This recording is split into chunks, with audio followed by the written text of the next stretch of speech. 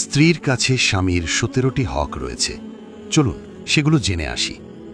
কোন কোন হক স্ত্রীকে আদায় করতে হবে? 1. সর্বদা স্বামীর মন জয় করার চেষ্টা করা। 2. স্বামীর সাথে অসংযত আচরণ না করা, স্বামীকে কষ্ট না দেওয়া। 3. শরীয়ত সম্মত প্রত্যেক কাজে স্বামীর আনুগত্য করা এবং শরীয়ত বিরোধী কাজে অপারগতা তুলে ধরা এবং স্বামীর সাথে নরম ভাষায় কথা বলা। 4. প্রয়োজনের অতিরিক্ত ভরণ পোষণের দাবি না করা। 5. পরপুরুষের সাথে কোনো ধরনের সম্পর্ক না রাখা। 6. স্বামীর অনুমতি ছাড়া কাউকে ঘরে ঢোকার অনুমতি না দেওয়া। 7. অনুমতি ছাড়া ঘর থেকে বের না হওয়া। 8. স্বামীর সম্পদ হেফাজত করা, অনুমতি ছাড়া সেখান থেকে কাউকে কোনো কিছু না দেওয়া। 9. স্বামীকে অসন্তুষ্ট করে অতিরিক্ত নফল নামাজে মশগুল না থাকা, অতিরিক্ত নফল রোজা না রাখা। 10.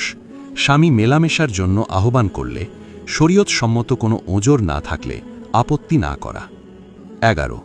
স্বামীর আমানত হিসেবে নিজের ইজ্জত আবরু হেফাজত করা, কোনো ধরনের খেয়ানত না করা। 12. স্বামী দারিদ্র কিংবা অসুন্দর হওয়ার কারণে তাকে তুচ্ছ না করা। 13. স্বামীকে কোনো গুনাহের কাজ করতে দেখলে আদবের সাথে সম্মানের সাথে নরম মেজাজে তাকে বোঝানো এবং তাকে বিরত রাখা। 14. স্বামীর নাম ধরে না ডাকা। 15.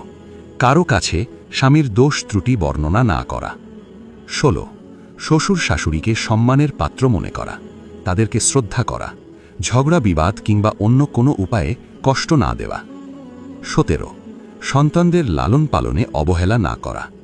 আল্লাহ তাআলা আমাদের মা বোন এবং সমাজের প্রত্যেকটি স্ত্রীদেরকে এই গুণগুলোতে গুণান্বিত হওয়ার তৌফিক দান করুন। আমিন। সবাই মেনে চলার চেষ্টা করবেন ইনশাআল্লাহ, তবেই ইহকাল ও পরকালে শান্তি পাবেন।